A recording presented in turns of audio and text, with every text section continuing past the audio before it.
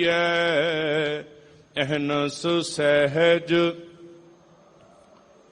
ਦਰਸ਼ਨ ਪਰਸੈ ਗੁਰੂ ਕੈ ਜਨਮ ਜਨਮ ਮਰਨ ਦੁਖ ਜਾਏ। ਸਤਨਾਮ ਸ੍ਰੀ ਵਾਹਿਗੁਰੂ ਸਾਹਿਬ ਜੀ। ਤਨਾਸਰੀ ਮਹੱਲਾ ਪੰਜਵਾ। ਜਿਸ ਕੋ ਬਿਸਰੈ ਪ੍ਰਾਨਪਤ ਦਾਤਾ ਸੋਈ ਗਨਹੁ ਅਭਾਗਾ। ਚਰਨ ਕਮਲ ਜਾ ਕਾ ਮਨ ਰਾਗਿਓ ਅਮੈ ਸਰੋਵਰ ਪਾਗਾ।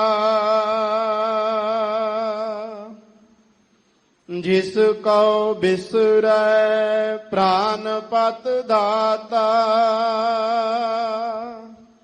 ਸੋਈ ਗਨਹੁ ਅਭਾਗਾ।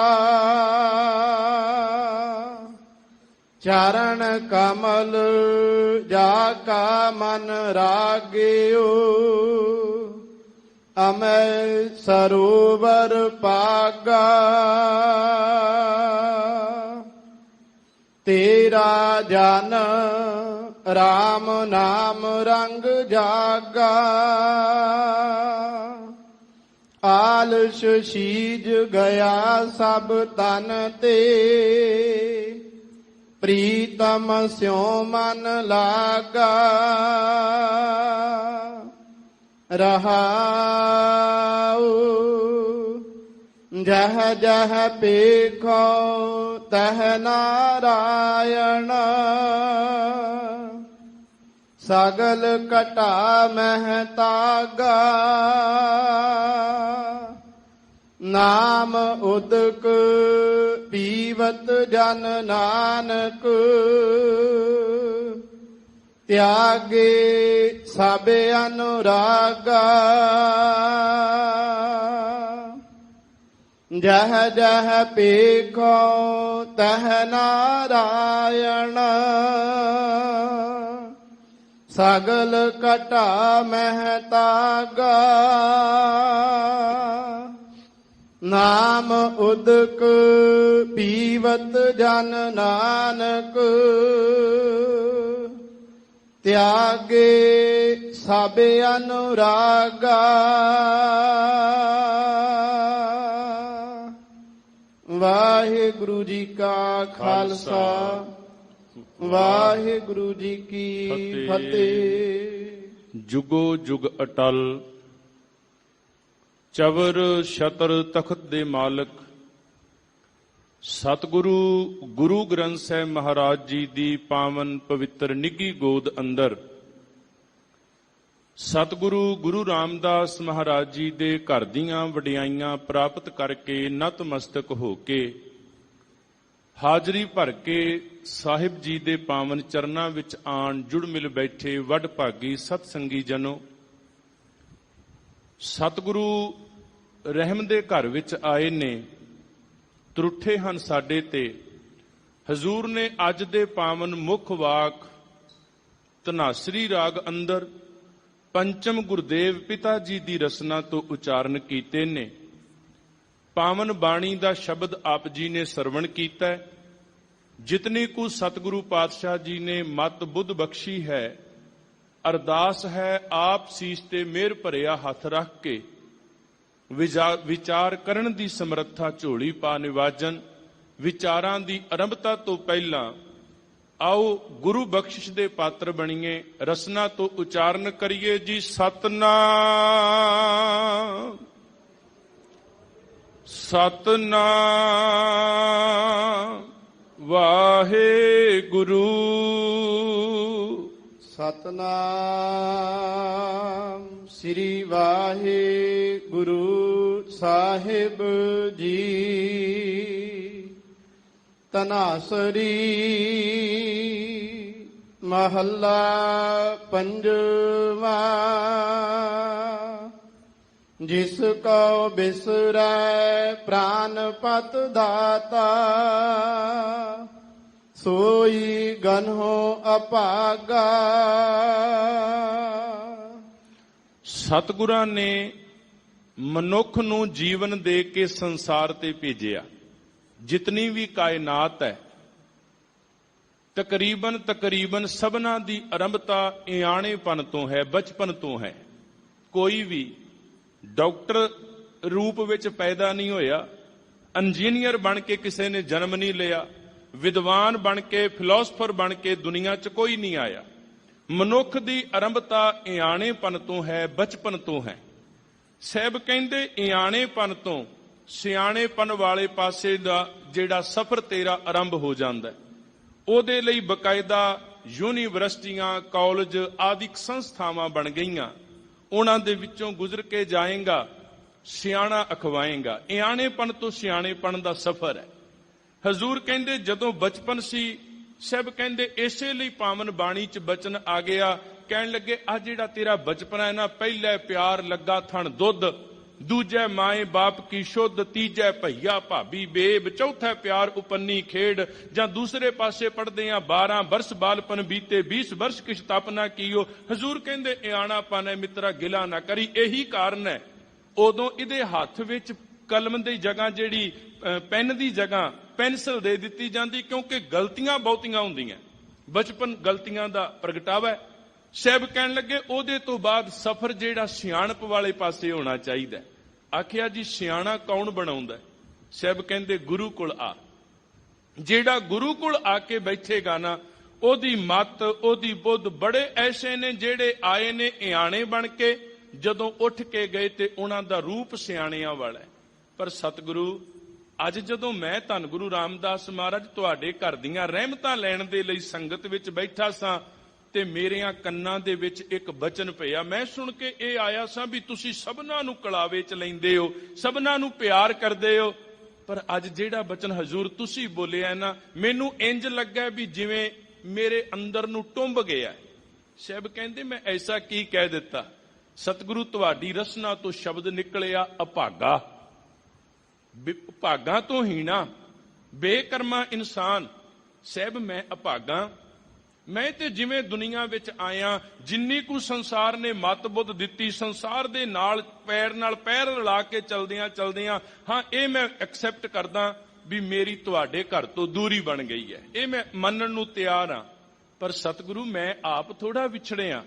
ਮੈਨੂੰ ਥੋੜਾ ਜਿਹਾ ਤੁਸੀਂ ਗਿਆਨ ਹੀ ਝੋਲੀ 'ਚ ਪਾ ਕੇ ਨਵਾਜ ਦਿਓ ਵੀ ਆਖਰ ਮੇਰੇ ਇਹ ਅਭਾਗੇ ਬਣਨ ਦਾ ਕਾਰਨ ਕੀ ਹੈ।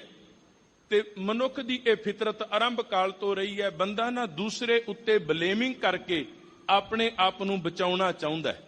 ਸਾਹਿਬ ਜੀ ਨੇ ਬੜਾ ਪਿਆਰਾ ਬਚਨ ਤੁਸੀਂ ਰੋਜ਼ ਪੜ੍ਹ ਕੇ ਆਉਂਦੇ ਹੋ, ਮੇਰੀਆਂ ਇਹ ਦੂਰੀਆਂ ਵਧੀਆਂ ਕਿਉਂ?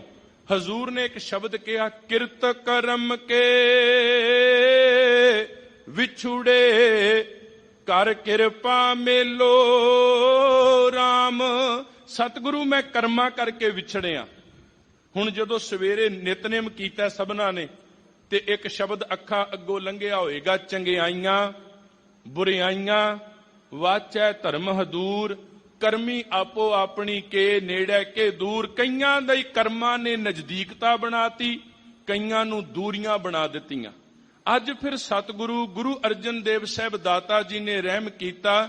ਕਹਿਣ ਲੱਗੇ ਸੱਚੇ ਪਾਤਸ਼ਾਹ, ਉਹ ਕਿੰਨੇ ਭਾਗਾਂ ਤੋਂ ਹੀਣੇ ਲੋਕ ਨੇ, ਮੰਦ ਕਰਮੀ ਨੇ ਉਹ ਇਨਸਾਨ ਜਿਨ੍ਹਾਂ ਦੀ ਤੁਹਾਡੇ ਤੋਂ ਦੂਰੀ ਵੱਧ ਗਈ। ਜਿਸ ਕੋ ਵਿਸਰੈ ਪ੍ਰਾਨ ਪਤ ਦਾਤਾ, ਜਿਨ੍ਹਾਂ ਨੂੰ ਪ੍ਰਾਨਾਂ ਦਾ ਪਤੀ ਵਾਹਿਗੁਰੂ ਪਰਮੇਸ਼ਵਰ ਵਿਸਰ ਗਿਆ, ਭੁੱਲ ਗਿਆ। ਦੋ ਸ਼ਬਦ ਨੇ ਜੀ, ਇੱਕ ਹੈ ਵਿਸਰ ਜਾਣਾ, ਇੱਕ ਹੈ ਵਿਛੜ ਜਾਣਾ। ਸਾਡੇ ਤੋਂ ਕੁਝ ਗੁਰੂ ਧਾਮ ਮਜਬੂਰੀ ਵਿੱਚ ਵਿਛੜ ਗਏ ਸਨ। ਸਮੇਂ ਦੀਆਂ ਸਰਕਾਰਾਂ ਵਿੱਚ ਸਹਿਮਤੀਆਂ ਬਣੀਆਂ, ਅਸੀਂ ਵੀਜ਼ੇ ਲੈ ਕੇ ਦਰਸ਼ਨ ਕਰ ਆਏ ਉਹਨਾਂ ਦੇ। ਜਿਹੜਾ ਵਿਛੜਨਾ ਨਾ ਉਹ ਮਜਬੂਰੀ 'ਚ ਹੈ। ਪਰ ਜਿਹੜਾ ਸ਼ਬਦ ਹਜ਼ੂਰ ਨੇ ਵਰਤਿਆ ਨਾ, ਅਭਾਗਾ ਤਾਂ ਸ਼ਬਦ ਵਰਤਿਆ, ਕਹਿੰਦੇ ਤੈਨੂੰ ਵਿਛੜਿਆ ਨਹੀਂ, ਤੈਨੂੰ ਵਿਸਰ ਗਿਆ, ਤੈਨੂੰ ਭੁੱਲ ਹੀ ਗਿਆ। ਤੇ ਜਿਨ੍ਹਾਂ ਨੂੰ ਵਾਹਿਗੁਰੂ ਪਰਮੇਸ਼ਵਰ ਭੁੱਲ ਜਾਏ ਨਾ, ਸਾਹਿਬ ਕਹਿੰਦੇ ਬੜੇ ਮੰਦਭਾਗੀ ਲੋਕ ਨੇ, ਉਹ ਹਜ਼ੂਰ ਦੀ ਬਾਣੀ ਪੜ੍ਹਦੇ ਆ, ਸਾਹਿਬ ਕਹਿੰਦੇ ਆ ਤੈਨੂੰ ਤਸਵੀਰ ਵਿਖਾਵਾਂ ਉਹਨਾਂ ਲੋਕਾਂ ਦੀ ਜਿਨ੍ਹਾਂ ਨੂੰ ਵਿਛੜਿਆ। ਤੇ ਪਤਾ ਸ਼ਬਦ ਕੀ ਕਹੇ? ਕਹਿਣ ਲੱਗੇ ਹਰ ਬਿਸਰਤ, ਬੜੀ ਵਾਰੀ ਹੁਕਮਨਾਮਾ ਆਇਆ, ਬੜੀ ਵਾਰੀ ਤੁਸੀਂ ਵਿਚਾਰ ਸਰਵਣ ਕੀਤੀ, ਹਰ ਬਿਸਰਤ ਸਦਾ ਖੁਆਰੀ, ਫਿਰ ਖੁਆਰੀਆਂ ਦਾ ਰਾਹ ਆਰੰਭ ਹੋਏਗਾ। ਸਾਹਿਬ ਕਹਿਣ ਲੱਗੇ ਜ਼ਿੰਦਗੀ 'ਚ ਹੋਰ ਤੇ ਕੁਝ ਹੈ ਹੀ ਦੁੱਖ ਨਹੀਂ, ਸਭ ਤੋਂ ਵੱਡਾ ਦੁੱਖੜਾ ਕਾਹਦਾ ਗਿਣਿਆ? ਦੁੱਖ ਵਿਛੋੜਾ। ਇੱਕ ਦੁੱਖ ਭੂਖ। ਕਹਿਣ ਲੱਗੇ ਜਿਨ੍ਹਾਂ ਨੂੰ ਕਰਤਾ ਵਿਸਰ ਗਿਆ, ਸਤਿਗੁਰੂ ਕਹਿਣ ਲੱਗੇ ਦੁੱਖ ਤਦੇ ਜਾਂ ਵਿਸਰੇ ਜਿਨ੍ਹਾਂ ਨੂੰ ਵਾਹਿਗੁਰੂ ਪਰਮੇਸ਼ਵਰ ਭੁੱਲਿਆ ਵਿਸਰਿਆ। ਸਾਹਿਬ ਕਹਿੰਦੇ ਜੀਵਨ ਦੁਖੀ ਬਣ ਗਿਆ। ਕਈ ਵਾਰੀ ਬੰਦੇ ਅੰਦਰ ਵਿਚਾਰ ਆ ਜਾਂਦੀ ਵੀ ਨਹੀਂ, ਸ਼ਾਇਦ ਗਿਆਨੀ ਜੀ ਨੂੰ ਭੁਲੇਖਾ ਹੈ, ਮੈਂ ਸਵੇਰੇ ਕਥਾ ਸੁਣਨਾ ਆਉਣਾ, ਸ਼ਾਮ ਨੂੰ ਸੁਖਾਸਨ ਦੀ ਸੇਵਾ, ਰਹਿ ਰਾਸ ਦੀ ਸੇਵਾ ਮੈਂ ਗੁਰੂ ਦੀ ਗੋਦ ਵਿੱਚ ਬਹਿ ਕੇ ਨਿਭਾਉਣਾ। ਮੈਂ ਜਦੋਂ ਵੀ ਕਿਤੇ ਸਮਾਂ ਮਿਲਦਾ, ਸ਼ਬਦ ਵਿਚਾਰ ਚੱਲ ਰਹੀ ਹੋਵੇ, ਮੈਂ ਟੀਵੀ ਅੱਗੇ ਬਹਿ ਜਾਣਾ, ਮੈਂ ਸਰਵਣ ਕਰਦਾ, ਮੈਂ ਸੁਣਦਾ। ਮੈਂ ਕਿਵੇਂ ਦੂਰ ਆਪਣੇ ਆਪ ਨੂੰ ਮੰਨ ਲਵਾਂ ਵੀ ਮੈਂ ਵਿਸਰਿਆ ਹੋਇਆ ਤੇ ਅਭਾਗਾ।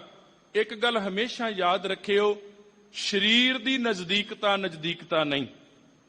ਸਰੀਰ ਕਰਕੇ ਦੁਨੀਆ ਜਿਹੜੀ ਹੈ, ਜਿਸ ਗੰਗੂ ਦਾ ਅਸੀਂ ਜ਼ਿਕਰ ਕਰਦੇ ਹਾਂ, ਸਰੀਰ ਕਰਕੇ ਤੇ ਉਹ ਵੀ ਗੁਰੂ ਘਰ ਵਿੱਚ ਬੜਾ ਲੰਮਾ ਸਮਾਂ ਬਤੀਤ ਕਰਦਾ।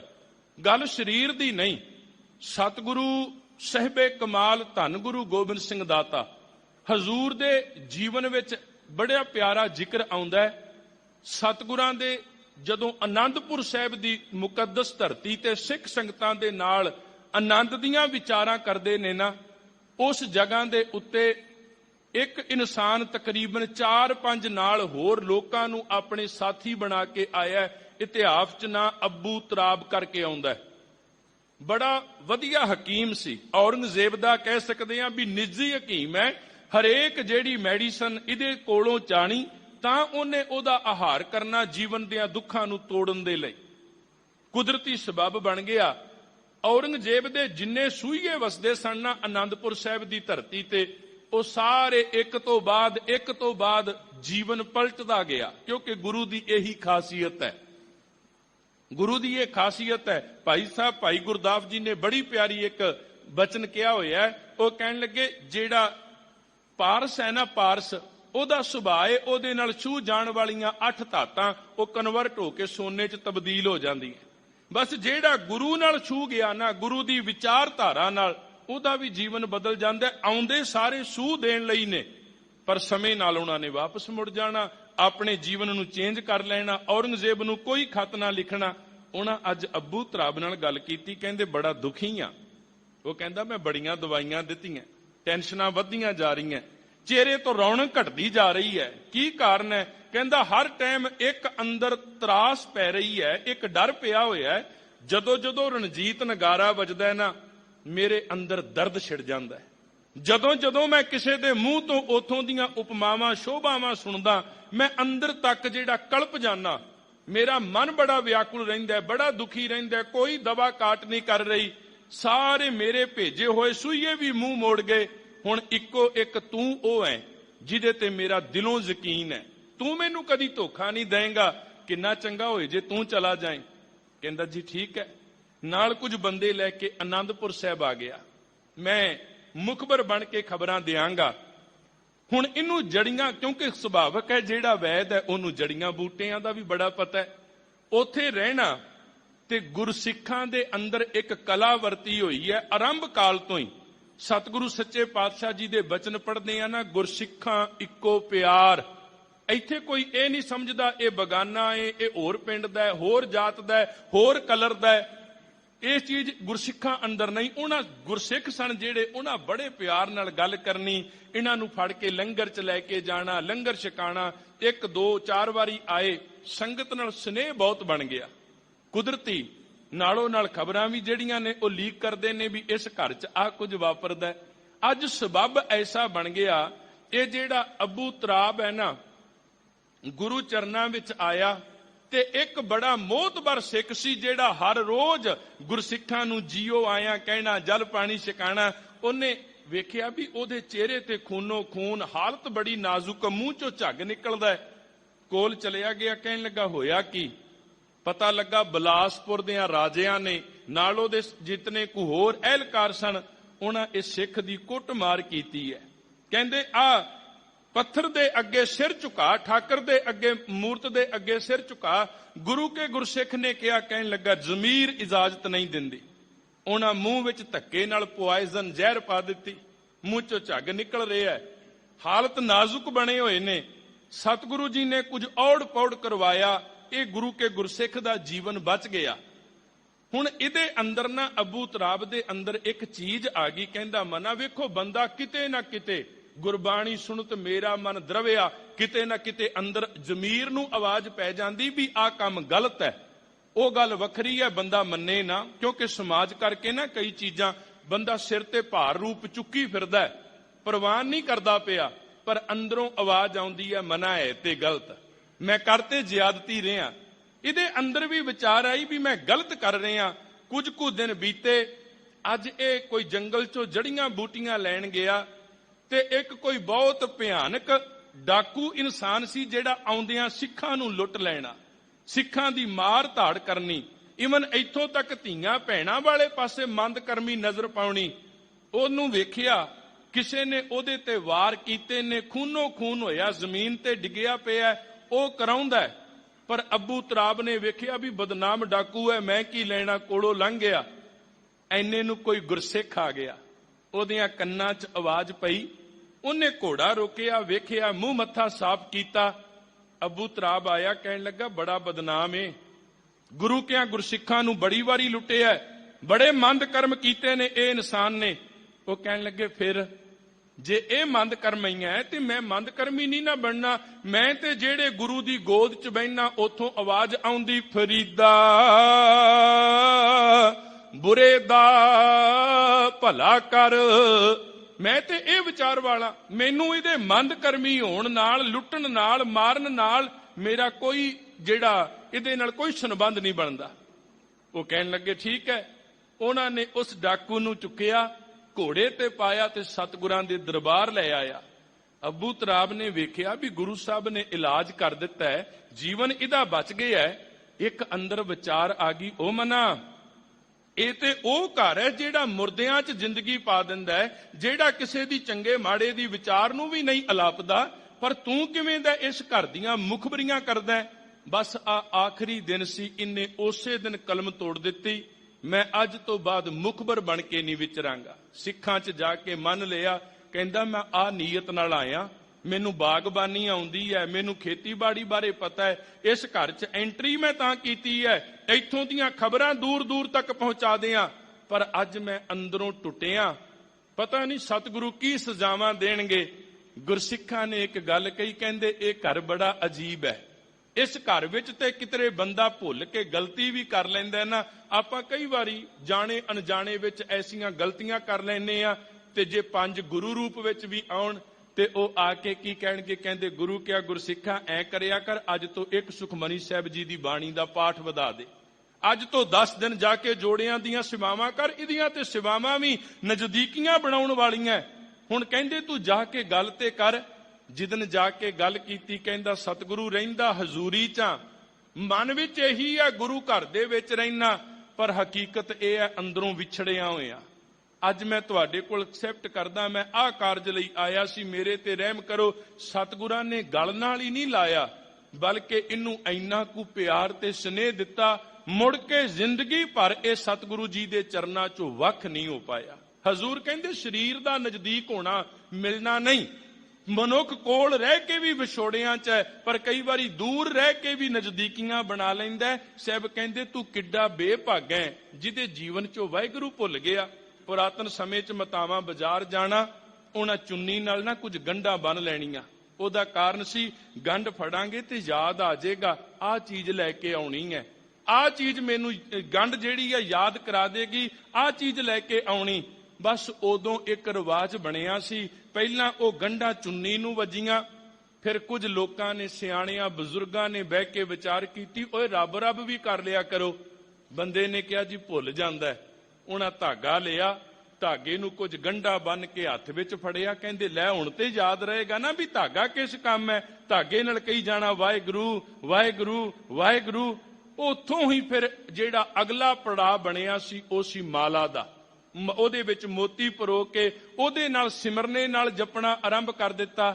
ਪਰ ਜਿੱਥੇ ਜਾ ਕੇ ਉਹ ਠੱਗਾਂ ਦੇ ਹੱਥ ਵਿੱਚ ਆ ਗਿਆ, ਗਲਤ ਅਨਸਰਾਂ ਦੇ ਹੱਥ ਵਿੱਚ ਆ ਗਿਆ, ਉੱਥੇ ਹਜ਼ੂਰ ਨੂੰ ਆਵਾਜ਼ ਮਾਰਨੀ ਪਈ। ਸਾਹਿਬ ਕਹਿਣ ਲੱਗੇ, ਦੁਨੀਆ ਦੇ ਲੋਕੋ ਲੋਟੇ ਹੱਥ ਨਬੱਗ ਗਲੀ ਜਿਨ੍ਹਾਂ ਜਪ ਮਾਲੀਆਂ। ਕਹਿਣ ਲੱਗੇ ਜ਼ਰੂਰੀ ਨਹੀਂ ਓਏ ਹਰ ਕੇ ਸੰਤ ਨਾ ਆਖੀਆਂ ਬਾਨਾਰਸ ਕੇ ਠੱਗ।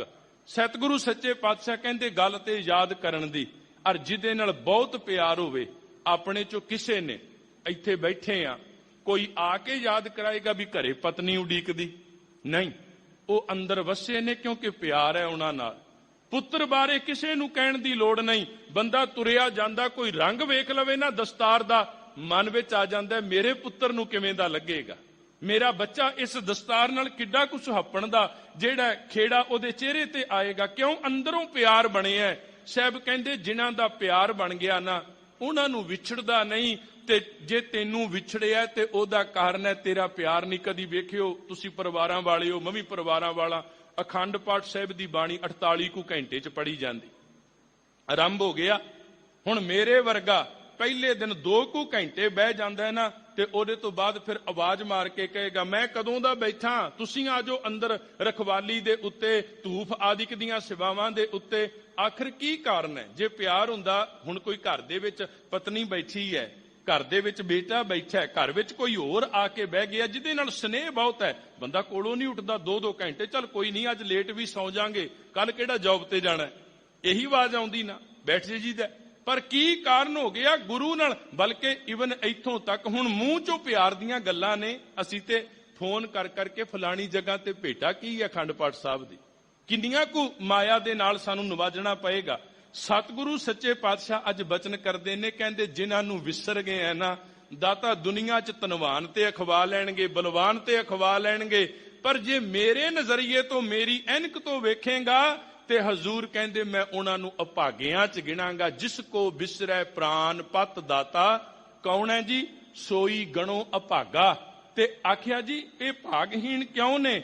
ਸਾਹਿਬ ਕਹਿਣ ਲੱਗੇ ਕਿਉਂਕਿ ਭਾਗਹੀਣ ਜਿਹੜਾ ਨਾ ਉਹ ਗੁਰੂ ਕੋਲ ਬਹਿ ਹੀ ਨਹੀਂ ਸਕਦਾ, ਗੁਰੂ ਤੋਂ ਉਹਦਾ ਵਿਛੋੜਾ ਬਣ ਜਾਂਦਾ ਹੈ। ਚਰਨ ਕਮਲ ਜਾ ਕਾ ਮਨ ਰਾਗਿਓ, ਅਮੈ ਸਰੋਵਰ ਪਾਗਾ। ਕਹਿੰਦੇ ਜਿਨ੍ਹਾਂ ਦਾ ਗੁਰੂ ਦੇ ਚਰਨ ਕਮਲਾਂ ਨਾਲ, ਭਾਵ ਗੁਰੂ ਦੇ ਸ਼ਬਦ ਨਾਲ ਪਿਆਰ ਬਣ ਗਿਆ। ਚਰਨ ਕਮਲ ਜਾ ਕਾ ਮਨ ਰਾਗਿਓ, ਜਿਹੜਾ ਸ਼ਬਦ ਦਾ ਪ੍ਰੇਮੀ ਹੋ ਗਿਆ ਨਾ, ਸਾਹਿਬ ਸੱਚੇ ਪਾਤਸ਼ਾਹ ਕਹਿਣ ਲੱਗੇ ਹੇ ਭਾਈ, ਉਹਨਾਂ ਨੇ ਅੰਮ੍ਰਿਤ ਰੂਪੀ ਸਰੋਵਰ ਦਾ ਆਨੰਦ ਮਾਣ ਲਿਆ।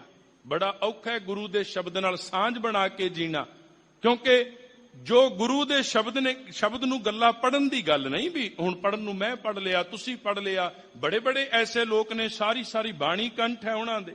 ਹਜ਼ੂਰ ਕਹਿਣ ਲੱਗੇ ਜਿਨ੍ਹਾਂ ਦਾ ਸ਼ਬਦ ਨਾਲ ਸਨੇਹ ਬਣ ਗਿਆ, ਪਿਆਰ ਬਣ ਗਿਆ, ਇਹ ਸਮਝ ਲਿਓ ਉਹਨਾਂ ਨੂੰ ਅੰਮ੍ਰਿਤ ਸਰੋਵਰ ਦੀ ਪ੍ਰਾਪਤੀ ਹੋ ਗਈ। ਉਹਨਾਂ ਦੇ ਅੰਦਰ ਠੰਡਕ ਵਰਤ ਜਾਂਦੀ ਹੈ। ਤੇਰਾ ਜਨ RAM ਨਾਮ ਰੰਗ ਜਾਗਾ। हे ਸਤਿਗੁਰੂ, ਕੋਈ ਵਿਰਲਾ ਤੁਹਾਡਾ ਸੇਵਕ ਹੈ ਜਿਹਦੇ ਉੱਤੇ ਗੁਰੂ ਦੀ ਇਹ ਰਹਿਮਤ ਹੋ ਗਈ, ਗੁਰੂ ਦੇ ਰੰਗ ਵਿੱਚ ਰੰਗਿਆ ਗਿਆ ਤੇ ਅੰਦਰੋਂ ਜਾਗ ਗਿਆ। ਇਸ ਕਾਇਆ ਨਾਲ ਮੈਂ 2 ਸ਼ਬਦ ਬਾਣੀ ਚੋਂ ਕਵਾਂ। ਹਜ਼ੂਰ ਨੇ ਇੱਕ ਜਗ੍ਹਾ ਕਿਹਾ, ਕਹਿੰਦੇ ਜੋ ਤੂੰ ਲਈ ਫਿਰਦਾ ਹੈ ਨਾ, ਤੈਨੂੰ ਯਤਨ ਤੇ ਕਰਨਾ ਪਏਗਾ।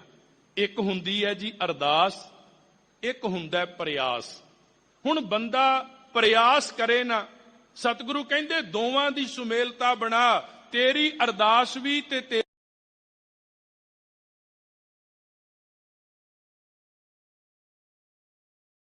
ਪੜ ਕੇ ਲੰਘਨੇ ਆ। ਕਾਮ ਕ੍ਰੋਧ ਨਗਰ ਬਹੁ ਭਰਿਆ, ਇਹ ਭਰਿਆ ਪਿਆ ਗੰਦਗੀ ਨਾਲ। ਅਰ ਇਹੀ ਨਹੀਂ, ਹਜ਼ੂਰ ਨੇ ਸ਼੍ਰੀ ਰਾਗ 'ਚ ਇੱਕ ਗੱਲ ਹੋਰ ਕੀਤੀ। ਸਾਹਿਬ ਕਹਿਣ ਲੱਗੇ ਕਿਤੇ ਆਮ ਪੱਕੀ ਜਗ੍ਹਾ ਤੇ ਪਾਣੀ ਡੁੱਲ ਜੇ ਤੇ ਆਪਾਂ ਕਹਿ ਦਈਦਾ ਵੀ ਗਿੱਲਾ ਹੈ, ਇਹ ਜਗ੍ਹਾ ਤੇ ਗਿੱਲਾ ਹੋਇਆ।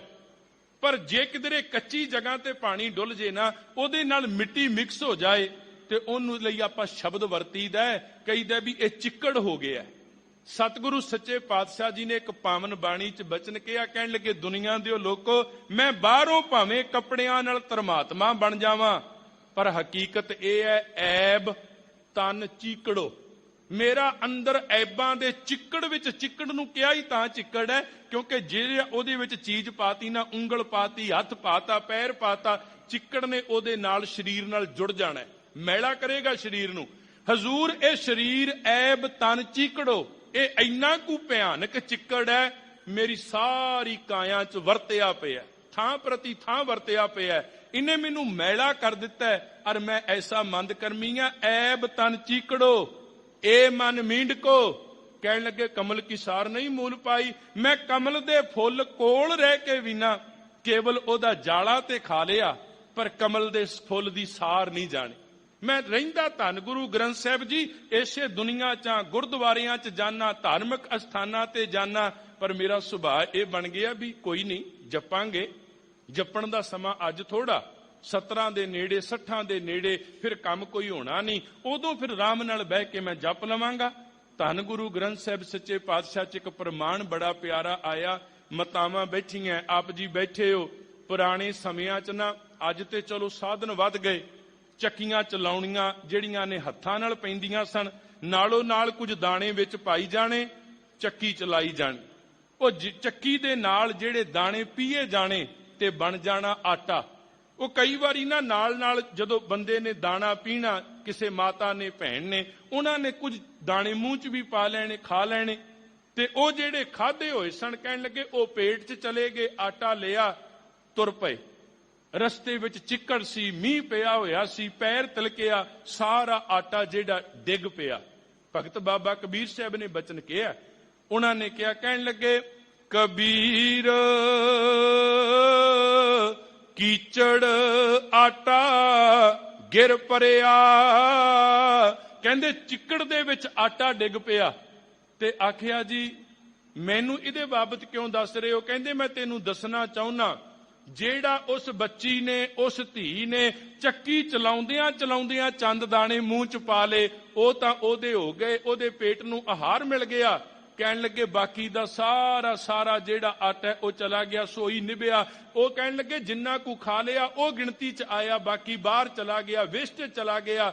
ਹਜ਼ੂਰ ਕਹਿੰਦੇ ਤੂੰ ਇਹ ਗਾਣੇ ਗਾਉਣਾ ਨਾ, ਮੈਂ 17 ਤੇ ਜਾ ਕੇ ਜਪਾਂਗਾ, 60 ਤੇ, ਫਿਰ ਹੋਰ ਕੋਈ ਟੈਨਸ਼ਨ ਨਹੀਂ ਹੋਣੀ। ਸਾਹਿਬ ਕਹਿੰਦੇ ਭਲਿਆ ਲੋਕਾਂ, ਆ ਦੁਨੀਆ 'ਚ ਵਿਚਰਦਿਆਂ ਜਦੋਂ ਮੂੰਹ 'ਚੋਂ ਉਹਦੇ ਨਾਮ ਨੂੰ ਕਹਿ ਲਿਆ, ਉਹਨੂੰ ਜਪ ਲਿਆ, ਉਹਨੂੰ ਧਿਆ ਲਿਆ, ਉਹ ਤੇ ਹੈ ਪ੍ਰਵਾਨ। ਪਤਾ ਨਹੀਂ ਕਦੋਂ ਇਹ ਜ਼ਿੰਦਗੀ ਦਾ ਆਟਾ ਡੁੱਲ ਜਾਣਾ, ਤੇਰੇ ਹੱਥ ਵਿੱਚ ਕੁਝ ਨਹੀਂ ਰਹਿਣਾ। ਸਤਿਗੁਰੂ ਕਹਿਣ ਲੱਗੇ ਉਹ ਵੱਡਿਆਂ ਭਾਗਾਂ ਵਾਲੇ ਨੇ ਜਿਨ੍ਹਾਂ ਦੇ ਉੱਤੇ ਗੁਰੂ ਦੇ ਇਹ ਸ਼ਬਦ ਦਾ ਰੰਗ ਚੜ ਗਿਆ।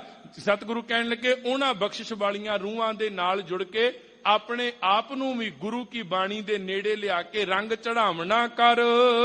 ਆਲਸ ਸੀਜ ਗਿਆ ਸਭ ਤਨ ਤੇ, ਪ੍ਰੀਤਮ ਸਿਉ ਮਨ ਲਾਗਾ। ਹੁਣ ਗੁਰੂ ਨਾਲ ਜੁੜਨ ਵਾਲੇ ਗਿਆਨੀ ਹੋਏ ਸੋ ਚੇਤਨ ਹੋਏ, ਕਿਉਂਕਿ ਇੱਕ ਗੱਲ ਤੇ ਹੈ ਨਾ, ਜਿਨੇ ਅੰਮ੍ਰਿਤ ਵੇਲਾ ਸੰਭਾਲਣਾ ਉਹਨੇ ਉੱਠਣਾ, ਇਸ਼ਨਾਨ ਸਾਧਨਾ, ਚੌਂਕੜਾ ਲਾਉਣਾ, ਨਿਤਨੇਮ ਦੀ ਬਾਣੀ ਦਾ ਪਾਠ ਕਰਨਾ। ਸਤਿਗੁਰੂ ਕਹਿਣ ਲੱਗੇ ਜਿਨ੍ਹਾਂ ਕੋਲ ਆਲਸ ਹੈ, ਆਲਸ ਮਨੁੱਖ ਨੂੰ ਕਦੀ ਵੀ ਉੱਠਣ ਨਹੀਂ ਦੇਗੀ। ਜੇ ਪ੍ਰਸਾਦ ਅਭੂਖਣ ਪਹਿਰੀਜੈ ਮਨ, ਤਿਸ ਸਿਮਰਤ ਕਿਉਂ ਆਲਸ ਕੀਜੈ। ਉਹਨੂੰ ਜਪਦਿਆਂ ਆਲਸ ਤੇਰੇ ਕੋਲ ਆਵੇ ਤੇ ਕਿਉਂ ਆਵੇ। ਹਜ਼ੂਰ ਕਹਿਣ ਲੱਗੇ ਉਹਨਾਂ ਲੋਕਾਂ ਦੇ ਜੀਵਨ ਚੋਂ ਆਲਸ ਜਿਹੜੀ ਹੈ ਉਹ ਬਾਹਰ ਚਲੀ ਗਈ, ਆਲਸ ਛੀਜ ਗਿਆ, ਛਿਜ ਗਿਆ, ਭਾਵ ਮੁੱਕ ਗਈ, ਖਤਮ ਹੋ ਗਈ, ਉਹ ਤੋਪੇ ਹੋ ਗਈ। ਕਹਿਣ ਲੱਗੇ ਉਹਨਾਂ ਦਾ ਮਨ ਗੁਰੂ ਦੇ ਸ਼ਬਦ ਨਾਲ ਜੁੜ ਜਾਂਦਾ ਹੈ। ਰਹਾਉ ਜਹ ਜਹ ਪੇਖੋ ਤਹ ਨਾਰਾਇਣ, ਸਗਲ ਘਟਾ ਮਹਿ ਤਾਗਾ। ਹਜ਼ੂਰ ਨੇ ਰਹਾਉ ਤੋਂ ਬਾਅਦ ਬਚਨ ਕਿਹਾ, ਕਹਿੰਦੇ ਮੈਂ ਜਿੱਧਰ ਵੀ ਵੇਖਦਾ ਨਾ, ਹੁਣ ਅੰਦਰ ਜਦੋਂ ਪਿਆਰ ਬਣ ਗਿਆ, ਵੇਖੋ ਪਿਆਰ ਨਹੀਂ ਗੁਰਦੁਆਰੇ 'ਚ ਵੀ ਨਜ਼ਰ ਨਹੀਂ ਆਉਂਦਾ। ਜੇ ਅੰਦਰ ਪਿਆਰ ਨਹੀਂ ਨਾ, ਬੜੀਆਂ ਘਟਨਾਵਾਂ ਪੇਪਰਾਂ 'ਚ ਤੁਸੀਂ ਨਿਤ ਦਿਹਾੜੇ ਪੜ੍ਹਦੇ ਹੋ, ਮੰਦਿਰ 'ਚ ਆਹ ਕੁਝ ਹੋ ਗਿਆ, ਮਸਜਿਦ 'ਚ ਆਹ ਹੋ ਗਿਆ, ਗੁਰਦੁਆਰੇ 'ਚ ਆਹ ਕੁਝ ਹੋ ਗਿਆ। ਸਰੂਪਾਂ ਦੀ ਬੇਅਦਬੀ ਕਰਨ ਵਾਲੇ ਨੂੰ ਜੇ ਨਜ਼ਰ ਆਉਂਦਾ ਹੁੰਦਾ ਤੇ ਉਹ ਇਹ ਕਾਰਜ ਕਰਦਾ। ਕਿਸੇ ਜਗ੍ਹਾ ਤੇ ਜਾ ਕੇ ਮੰਦ ਕਰਮ ਜਿਹੜੇ ਕਮਾਉਣੇ ਨੇ ਉਹਦੀ ਜ਼ਮੀਰ ਇਜਾਜ਼ਤ ਦਿੰਦੀ। ਇਹਦਾ ਮਤਲਬ ਹੈ ਉਹਦੇ ਲਈ ਕਿਤੇ ਵੀ ਨਹੀਂ ਹੈ। ਸਤਿਗੁਰੂ ਸੱਚੇ ਪਾਤਸ਼ਾਹ ਕਹਿਣ ਲੱਗੇ ਜਿਹੜਾ ਗੁਰੂ ਨਾਲ ਜੁੜ ਗਿਆ ਨਾ, ਉਹਨੂੰ ਫਿਰ ਜੈ ਪੇਖੋਂ ਤੈ ਨਾਰਾਇਣ, ਜਿੱਧਰ ਵੇਖਦਾ ਉਹ ਤੇ ਕਹਿੰਦਾ ਸਦ ਹਜੂਰ ਹਾਜ਼ਰ ਹੈ ਨਾਜ਼ਰ, ਕਤੈ ਨਾ ਭਇਓ ਦੁਰਾਈ। ਉਹਦੇ ਮੂੰਹ ਚੋਂ ਤੇ ਆਵਾਜ਼ ਆਵੇਗੀ, ਸੱਚੇ ਪਾਤਸ਼ਾਹ ਮੈਂ ਜਿੱਧਰ ਵੀ ਵੇਖਦਾ ਨਾ ਜੋ ਦਿਸੈ ਸੋ ਤੇਰਾ ਰੂਪ। ਮੈਨੂੰ ਚੰਗਾ ਹੈ, ਮਾੜਾ ਹੈ, ਉੱਚਾ ਹੈ, ਨੀਵਾਂ ਹੈ, ਗਰੀਬ ਹੈ, ਉਹਦੇ ਸਭਨਾਂ ਚੋਂ ਤੁਹਾਡੇ ਦੀਦਾਰ ਹੁੰਦੇ ਨੇ। ਮੈਂ ਜਿੱਧਰ ਵੀ ਵੇਖਦਾ, ਪਰ ਇਹ ਅਵਸਥਾ ਉਹਨਾਂ ਦੀ ਜਿਹੜੇ ਅੰਦਰੋਂ ਜੁੜੇ ਨੇ। ਜਿਹੜਾ ਜੁੜਿਆ ਨਹੀਂ ਉਹ ਤੇ ਆਪਦੇ ਪਰਿਵਾਰ ਨੂੰ ਵੀ ਆਪ ਮਾਰਨ ਤੇ ਤੁਲ ਜਾਂਦਾ ਹੈ। ਜਿਹੜਾ ਅੰਦਰੋਂ ਜੁੜਿਆ ਨਹੀਂ, ਆ ਤੁਸੀਂ ਪਤਾ ਨਹੀਂ ਸਾਡੀ ਸੱਭਿਅਤਾ ਵਿੱਚ ਜਾਂ ਸਾਡੇ ਖੂਨ ਵਿੱਚ, ਬਲੱਡ ਵਿੱਚ ਇਹੋ ਜਿਹਾ ਕੀ ਕੁਝ ਵਾਪਰਿਆ ਹੋਇਆ।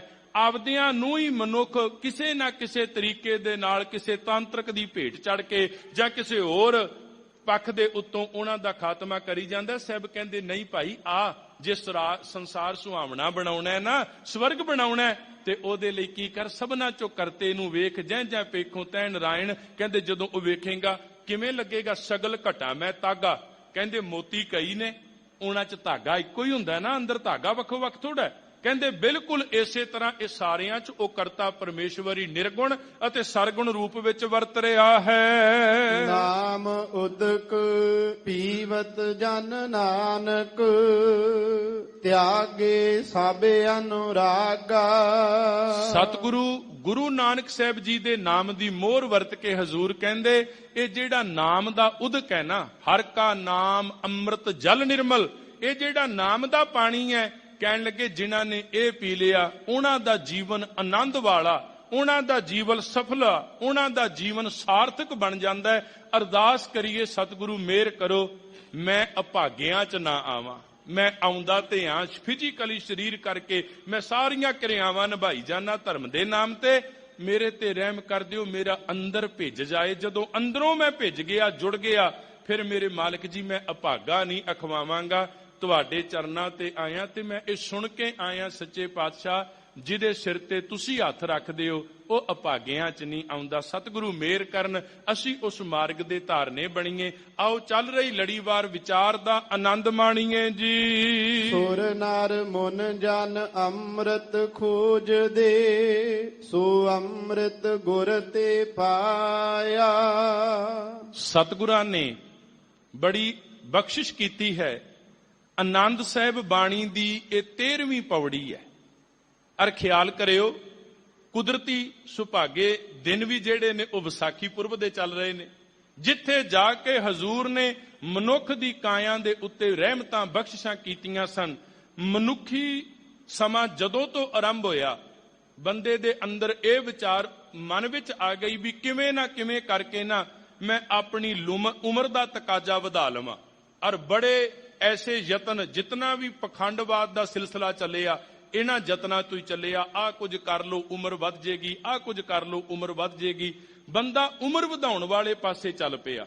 ਗੱਲ ਚੱਲੀ ਸਤਿਗੁਰੂ ਦੇ ਦਰਬਾਰ 'ਚ, ਹਜ਼ੂਰ ਮੈਂ ਲੋਕਾਂ ਤੋਂ ਬੜਾ ਪ੍ਰਭਾਵਿਤ ਹਾਂ। ਕੋਈ ਦੱਸਦਾ ਐਡੀ ਉਮਰ ਵੱਧ ਗਈ, ਐਡੀ ਉਮਰ ਵੱਧ ਗਈ, ਮੇਰੇ ਤੇ ਰਹਿਮ ਕਰੋ ਸਤਿਗੁਰੂ। ਮੈਂ ਉਹ ਚੀਜ਼, ਉਹ ਪਾਣੀ, ਉਹ ਜਲ ਲੱਭਦਾ ਫਿਰਦਾ ਜਿਹਦੇ ਨਾਲ ਮੇਰੀ ਸਰੀਰਕ ਹਯਾਤੀ, ਮੇਰੀ ਉਮਰ ਜਿਹੜੀ ਹੈ, ਮੇਰੀ ਸਰੀਰ ਦੀ, ਬਾਡੀ ਦੀ, ਫਿਜ਼ੀਕਲੀ ਉਹ ਵੱਡੀ ਹੋ ਜਾਏ। ਸਾਹਿਬ ਕਹਿਣ ਲੱਗੇ ਆ ਮੈਂ ਤੈਨੂੰ ਇੱਕ ਗੱਲ ਦੱਸਾਂ। ਗੁਰੂ ਕਿਹਾ ਗੁਰਸਿੱਖਾ ਤੂੰ ਪਤਾ ਕੌਣ ਹੈ? ਕਿਹਾ ਜੀ ਕੌਣ? ਸਾਹਿਬ ਕਹਿਣ ਲੱਗੇ ਤੂੰ ਭਾਣੇ ਵਿੱਚ ਰਹਿਣ ਵਾਲਾ ਗੁਰਸਿੱਖ ਹੈ।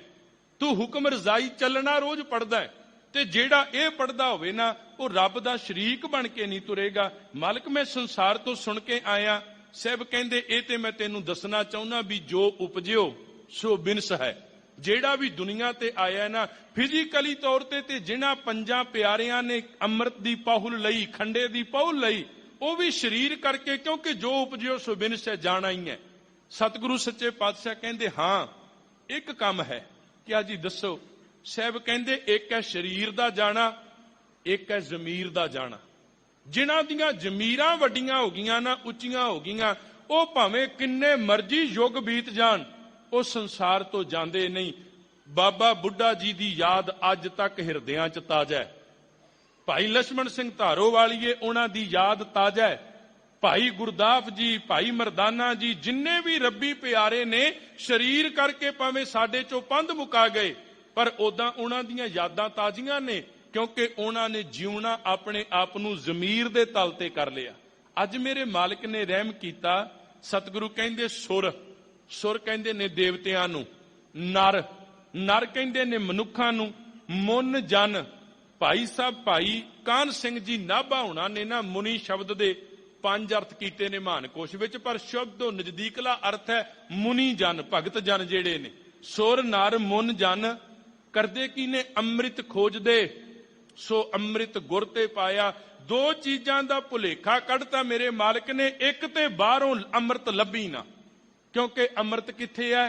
ਕਹਿਣ ਲੱਗੇ ਅੰਮ੍ਰਿਤ ਪੀਆ ਸਤਿਗੁਰ ਦੀਆ, ਇਹ ਗੁਰੂ ਕੋਲ ਹੀ ਹੈ।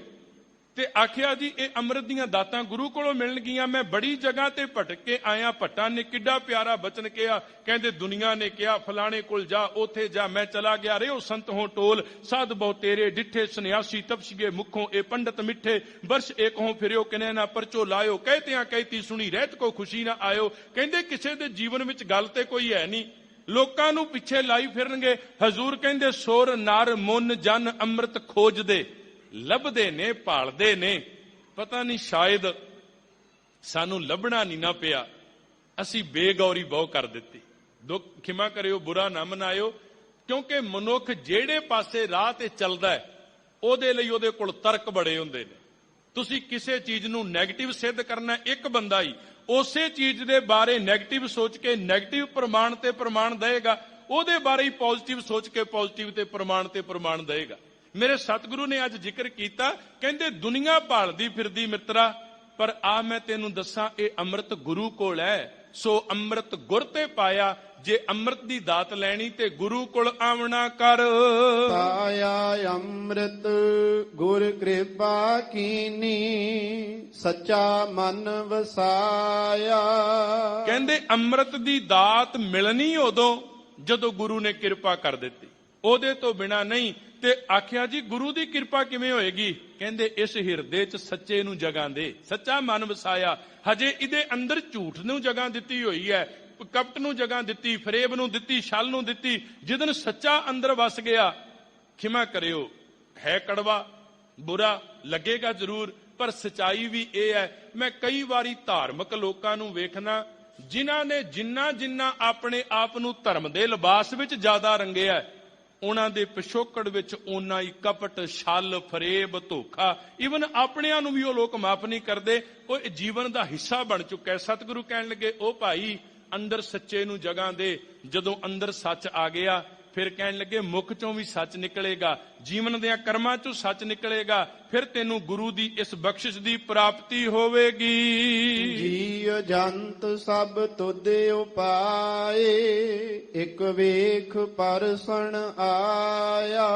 ਸਾਹਿਬ ਕਹਿੰਦੇ ਜਿਤਨੇ ਵੀ ਕਾਇਨਾਤ ਵਿੱਚ ਜੀਵ ਜੰਤ ਨੇ ਨਾ, ਹੇ ਮਾਲਕ ਇਹ ਸਾਰੇ ਤੁਹਾਡੇ ਬਣਾਏ ਹੋਏ ਨੇ। ਤੇ ਇੱਕ ਦੇ ਅਰਥ ਨੇ ਕਈ ਉਹ ਨੇ ਜਿਨ੍ਹਾਂ ਨੇ ਤੁਹਾਨੂੰ ਵੇਖਿਆ, ਤੁਹਾਨੂੰ ਪਰਸਿਆ, ਤੁਹਾਡੀ ਵਿਚਾਰਧਾਰਾ ਦੇ ਧਾਰਨੀ ਬਣ ਗਏ। ਪਰ ਕਈ ਐਸੇ ਵੀ ਨੇ ਜਿਨ੍ਹਾਂ ਦਾ ਸੁਭਾਅ ਇਹ ਬਣ ਗਿਆ, ਹਮ ਅਵਗੁਣ ਭਰੇ ਏਕ ਗੁਣ ਨਾਹੀ। ਤੇ ਕਰਦੇ ਕੀ ਨੇ ਉਹ? ਕੀ ਅੰਮ੍ਰਿਤ ਛਾੜ ਬਿਖੈ ਬਿਖ ਖਾਈ। ਉਹਨਾਂ ਦੇ ਜੀਵਨ ਦਾ ਆਧਾਰ ਜਿਹੜਾ ਉਹ ਜ਼ਹਿਰ ਬਣ ਗਈ। ਉਹਨਾਂ ਨੂੰ ਤੇ ਆਵਾਜ਼ ਮਾੜੀ, ਰੇ ਮੂੜੇ ਤੂੰ ਸਿਮਰਤ ਅਬ ਨਾ ਹੀ। ਕਹਿਣ ਲੱਗੇ ਤੇ ਇਹ ਮੂਰਖ ਇਨਸਾਨ, ਤੇਰੇ ਜੀਵਨ ਵਿੱਚ ਉਹਦੀਆਂ ਬਖਸ਼ਿਸ਼ਾਂ, ਉਹਦੀਆਂ ਬੰਦਗੀਆਂ ਨੂੰ ਗਾਉਣ ਦਾ ਸਮਾਂ ਨਹੀਂ ਬਣਦਾ।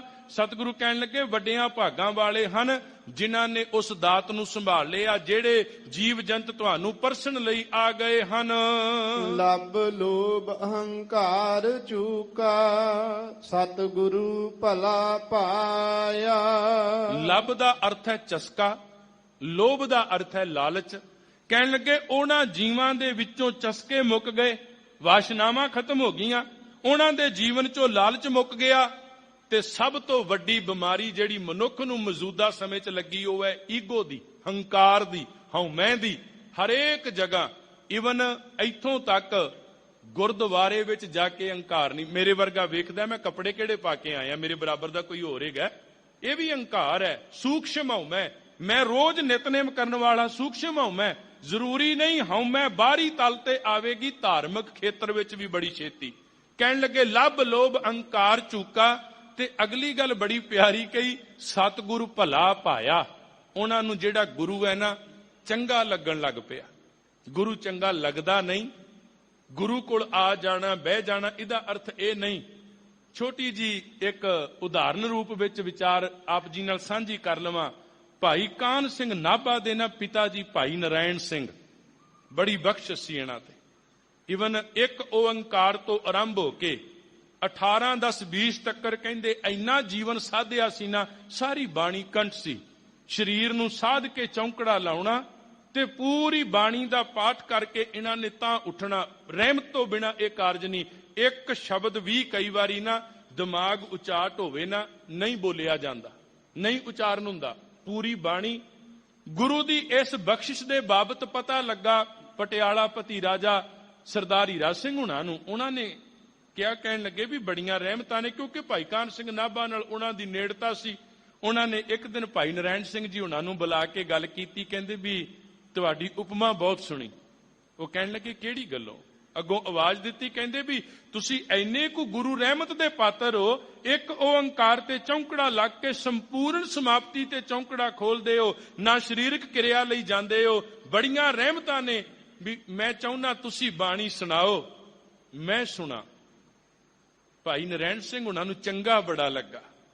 ਕੋਈ ਕਰ ਗੱਲ ਸੁਣਾਵੇ ਹਰਨਾਮ ਕੀ, ਉਹ ਫਿਰ ਮਿੱਠਾ ਲੱਗਦਾ ਹੈ ਨਾ, ਵੀ ਮੈਨੂੰ ਚੰਗਾ ਲੱਗਿਆ, ਤੁਸੀਂ ਬਾਣੀ ਸੁਣਨ ਵਾਲੇ ਹੋ, ਮੈਨੂੰ ਸੁਣਾਉਣ ਦਾ ਆਨੰਦ ਆਵੇਗਾ। ਹਾਂ, ਕਈ ਉਹ ਨੇ ਜੋ ਬਿਨ ਪ੍ਰਤੀਤੀ ਕੂੜੀ ਕੂੜੀ ਅੱਖੀਂ ਮੀਚਦੇ, ਉਹ ਚੀਜ਼ ਨਾ ਹੋਏ। ਮੇਰੇ ਵਰਗੇ ਨੂੰ 10 ਸ਼ਬਦ ਯਾਦ ਨੇ, ਅੱਖਾਂ ਮੀਚਣੀਆਂ, ਉਹਦਾ ਇਹ ਵੀ ਤੁਹਾਡੇ ਤੇ ਪ੍ਰਭਾਵ ਬਣ ਜਾਏ। ਬਾਣੀ ਬੜੀ ਯਾਦ ਹੈ, ਉਹਦਾ ਮਤਲਬ ਕੇਵਲ ਇੰਨਾ ਹੈ। ਪਰ ਭਾਈ ਨਰੈਣ ਸਿੰਘ ਨੇ ਕਿਹਾ, ਕਹਿੰਦੇ ਮੈਨੂੰ ਚੰਗਾ ਲੱਗਾ ਵੀ ਅੱਜ ਵੀ ਉਪਾਸਕ ਹੈਗੇ ਨੇ। ਕਹਿੰਦੇ ਠੀਕ ਹੈ, ਤੁਸੀਂ ਦਿਨ ਨੀਅਤ ਕਰ ਲਓ, ਮੈਂ ਬਾਣੀ ਸੁਣਾਉਣ ਲਈ ਤਿਆਰ ਹਾਂ। ਉਹਨਾਂ ਨੇ ਸਰੀਰ ਨੂੰ ਸਾਧਨਾ ਕਰ ਲਿਆ। ਅਸਲ ਵਿੱਚ ਸਰੀਰ ਦੀਆਂ ਵੀ ਕੁਝ ਕਿਰਿਆਵਾਂ ਨੇ ਨਾ, ਉਹ ਸਾਰੀਆਂ ਕਿਰਿਆਵਾਂ ਦੇ ਲਈ 1-2 ਦਿਨ ਪਹਿਲਾਂ ਜਲ ਪਾਣੀ ਤਿਆਗ ਦੇਣਾ, ਤਾਂ ਕਿ ਸਰੀਰ ਕੋਈ ਦਿੱਕਤ ਨਾ ਕਰੇ, ਹੁੱਜਤ ਨਾ ਕੋਈ ਹੋਵੇ ਜਿਹਦੇ ਕਰਕੇ ਉੱਠਣਾ ਪਏ। ਸਰੀਰ ਸਾਧ ਲਿਆ। ਭਾਈ ਸਾਹਿਬ ਭਾਈ ਨਰੈਣ ਸਿੰਘ ਜੀ ਉਹਨਾਂ ਨੇ ਚੌਂਕੜਾ ਲਾ ਲਿਆ, ਬਿਸਤਰ ਵਿਛ ਗਏ ਤੇ ਉਧਰੋਂ ਮਹਾਰਾਜਾ ਪਟਿਆਲਾ ਉਹ ਸਨਮੁਖ ਬਹਿ ਕੇ ਬਾਣੀ ਸਰਵਣ ਕਰਨ ਦੇ ਲਈ। ਕਹਿੰਦੇ ਐਸਾ ਚੌਂਕੜਾ ਲੱਗਾ, ਉਹਨਾਂ ਬਾਣੀ ਦੀ ਆਰੰਭਤਾ ਇੱਕ ਓੰਕਾਰ ਤੋਂ ਕਰਕੇ 18 10 20 ਦੀ ਸੰਪੂਰਨਤਾ ਤੇ ਲੈ ਗਏ। ਜਦੋਂ ਸਮਾਪਤੀ ਹੋ ਗਈ ਨਾ, ਤੇ ਕਹਿੰਦੇ ਮਹਾਰਾਜਾ ਪਟਿਆਲਾ ਨੇ ਥਾਲ ਲਿਆ, ਉਹਦੇ ਵਿੱਚ ਜਗੀਰਾਂ ਦੇ ਬਣਾ ਕੇ ਨਾ ਕਾਗਜ਼ ਪੱਤਰ ਉਹ ਰੱਖ ਕੇ ਸਨਮੁਖ ਕਹਿੰਦੇ ਵੀ ਛੋਟੀ ਜੀ ਤੁੱਛ ਜੀ ਭੇਟ ਹੈ, ਪ੍ਰਵਾਨ ਕਰ ਲਓ। ਭਾਈ ਨਰੈਣ ਸਿੰਘ ਹੁਣਾਂ ਨੇ ਕਿਹਾ, ਕਹਿਣ ਲੱਗੇ ਵੀ ਇਹ ਖਿਆਲ ਮਨ ਚ ਕਦੋਂ ਆਇਆ? ਕਹਿੰਦੇ ਜਦੋਂ ਬਾਣੀ ਚੱਲ ਰਹੀ ਸੀ ਨਾ, ਪਹਿਲਾ ਤੇ ਤੁਹਾਡਾ ਰਹਾ ਬੜਾ ਪਿਆਰਾ, ਬਾਣੀ ਦੀ ਸ਼ੁੱਧਤਾ ਬਾ ਕਮਾਲ, ਤੁਹਾਡੇ ਬੋਲਣ ਦਾ ਤਰੀਕਾ ਬਾ ਕਮਾਲ, ਤੇ ਮੇਰੇ ਮਨ ਚ ਆਇਆ, ਮਨਾ ਮੈਂ ਕੀ ਦਿਆਂ, ਇਹ ਦੁਨਿਆਵੀ ਭਟਾਵਾਂ ਨੇ, ਜਗੀਰਾਂ ਰਾਜ ਭਾਗ ਪੈਸਾ ਧੇਲਾ, ਮੈਂ ਕੀ ਦਿਆਂ ਤੁਹਾਡੇ ਕੋਲ ਅਰਪਣ ਕਰਦੇ ਆ। ਤੇ ਅੱਗੋਂ ਭਾਈ ਨਰੈਣ ਸਿੰਘ ਹੁਣਾਂ ਨੇ ਨਾ, ਵੇਖੋ ਜਿਹਨੂੰ ਚੀਜ਼ ਮਿਲਦੀ ਹੋਵੇ ਉਹਨੂੰ ਤੇ ਗਿਲਾ ਕਰਨ ਦਾ ਜਿਹੜਾ ਕੋਈ ਉਹ ਨਹੀਂ ਨਾ ਹੁੰਦਾ, ਜਿਹਨੂੰ ਮਿਲ ਰਹੀ ਹੈ ਪ੍ਰਾਪਤੀ ਕਰਦਾ ਹੈ ਮਨੁੱਖ। ਕਹਿਣ ਲੱਗਾ ਵੀ ਇਹੀ ਤੇ ਕਾਰਨ ਹੈ। ਪਰ ਭਾਈ ਨਰੈਣ ਸਿੰਘ ਜੀ ਨੇ ਨੈਣਾ ਵਿੱਚ ਜਲ ਭਰ ਲਿਆ। ਕਹਿੰਦੇ ਮਹਾਰਾਜਾ ਪਟਿਆਲਾ, ਜਦੋਂ ਤੂੰ ਪਹਿਲੇ ਦਿਨ ਇਹ ਗੱਲ ਕਹੀ ਸੀ ਨਾ, ਮੈਂ ਬਾਣੀ ਸਰਵਣ ਕਰਨੀ ਹੈ, ਮੈਨੂੰ ਬਾਣੀ ਨਾਲ ਪਿਆਰ ਹੈ, ਮੈਂ ਕਿਹਾ ਕਿੱਡਾ ਭਾਗਾਂ ਵਾਲਾ ਸਿੱਖ ਹੈ ਜਿਹਨੂੰ ਬਾਣੀ ਐਡੀ ਚੰਗੀ ਲੱਗਦੀ ਹੈ, ਜਿਨ੍ਹਾਂ ਨੂੰ ਸਤਿਗੁਰੂ ਭਲਾ ਭਾਇਆ, ਗੁਰੂ ਚੰਗਾ ਲੱਗਦਾ ਹੈ, ਮੈਂ ਤੈਨੂੰ ਸੁਣਾਉਣਾ। ਪਰ ਜਦੋਂ ਤੂੰ ਆਹ ਗੱਲ ਦੱਸ ਦਿੱਤੀ ਨਾ, ਵੀ ਮੈਂ ਸੋਚਦਾ ਪਿਆ ਸਾਂ ਤੁਹਾਨੂੰ ਭੇਟ ਕੀ ਕਰਾਂ, ਥਾਲ ਵਿੱਚ ਰੱਖ ਕੇ ਧਨ ਦੇਵਾਂ, ਹੀਰੇ ਦੇਵਾਂ, ਜਵਾਹਰਾਤ ਦੇਵਾਂ, ਸੋਨਾ ਦੇਵਾਂ, ਕਿ ਜਗੀਰਾਂ ਦੇ ਕਾਗਜ਼ ਬਣਾ ਕੇ ਦੇ ਦਿਆਂ, ਕਿ ਰਾਜ ਭਾਗ ਦੇ ਦਿਆਂ, ਕਿ ਆਪਦੇ ਰਾਜ ਦਾ ਵੱਡਾ ਅਹੁਦੇਦਾਰ ਨਿਯੁਕਤ ਕਰ ਦਿਆਂ। ਕਹਿੰਦੇ ਜਦੋਂ ਆਹ ਗੱਲ ਸੁਣੀ, ਕਹਿੰਦੇ ਮਨ ਬੜਾ ਦੁਖੀ ਹੋਇਆ। ਤੂੰ ਵਪਾਰ ਹੀ ਕੀਤਾ ਸੱਜਣਾ, ਤੈਨੂੰ ਗੁਰੂ ਭਲਾ ਪਾਇਆ ਨਹੀਂ, ਤੈਨੂੰ ਚੰਗਾ ਨਹੀਂ ਲੱਗਾ, ਬਲਕਿ ਤੂੰ ਮੇਰੇ ਤੋਂ ਸੁਣ ਕੇ ਉਹਦੀ ਬਦੌਲਤ ਮੈਨੂੰ ਆ ਜਿਹੜੇ ਚੰਦ ਛਿੱਲੜ ਦੇਣੇ ਚਾਹੁੰਦਾ, ਚੰਦ ਟੁਕੜੇ ਦੇਣੇ ਚਾਹੁੰਦਾ, ਜ਼ਮੀਨਾਂ ਦੇਣੀਆਂ ਚਾਹੁੰਦਾ, ਮੈਨੂੰ ਇਹਨਾਂ ਦੀ ਜ਼ਰੂਰਤ ਨਹੀਂ। ਸਤਿਗੁਰੂ ਕਹਿਣ ਲੱਗੇ ਜਿਨ੍ਹਾਂ ਨੂੰ ਗੁਰੂ ਭਲਾ ਪਾਇਆ ਨਾ, ਚੰਗਾ ਲੱਗਾ, ਉਹ ਫਿਰ ਗੁਰੂ ਵਰਗੇ ਬਣ ਗਏ।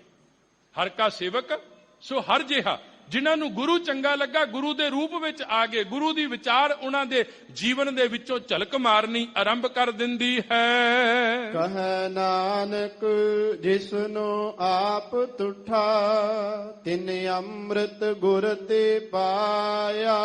ਸਤਿਗੁਰੂ ਗੁਰੂ ਨਾਨਕ ਸਾਹਿਬ ਜੀ ਦੇ ਨਾਮ ਦੀ ਮੋਹਰ ਛਾਪ ਲਾਉਂਦੇ ਆ।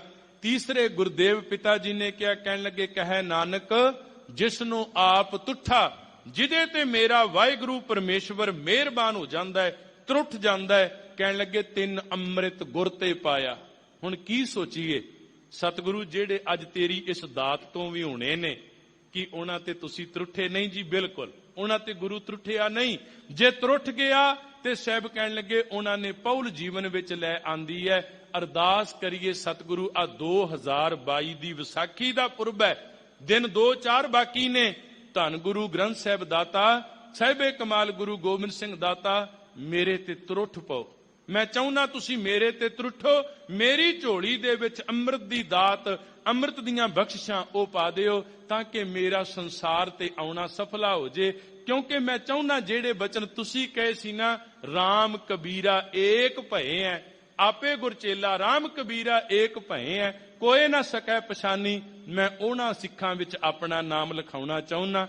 ਮੈਂ ਚਾਹੁੰਦਾ ਮੇਰੀ ਪਹਿਚਾਣ ਮੁੱਕ ਜਾਏ, ਮੇਰੇ ਚਿਹਰੇ ਚੋਂ ਝਲਕਾਰਾ, ਮੇਰੇ ਬਸਤਰਾਂ ਚੋਂ ਝਲਕਾਰਾ ਮੇਰੇ ਗੁਰਦੇਵ ਪਿਤਾ ਸਾਹਿਬੇ ਕਮਾਲ ਗੁਰੂ ਗੋਬਿੰਦ ਸਿੰਘ ਦਾਤਾ ਜੀ ਦਾ ਪਵੇ। ਸਤਿਗੁਰੂ ਗੁਰੂ ਅਮਰਦਾਸ ਮਹਾਰਾਜ ਇਹ ਮੇਰਾ ਕਰਦੇ ਨੇ। ਕਹਿ ਨਾਨਕ ਜਿਸ ਨੂੰ ਆਪ ਤੁੱਠਾ, ਜਿਹਦੇ ਤੇ ਗੁਰੂ ਤਰੁੱਠ ਪੈਂਦਾ ਹੈ। ਕਹਿਣ ਲੱਗੇ ਤਿੰਨ ਅੰਮ੍ਰਿਤ ਗੁਰ ਤੇ ਪਾਇਆ, ਉਹਨਾਂ ਗੁਰੂ ਕੋਲੋਂ ਅੰਮ੍ਰਿਤ ਦੀ ਦਾਤ ਆਪਦੀ ਝੋਲੀ ਚ ਪਵਾ ਲਈ, ਉਹ ਵੱਡਿਆਂ ਭਾਗਾਂ ਵਾਲੇ ਬਣ ਗਏ।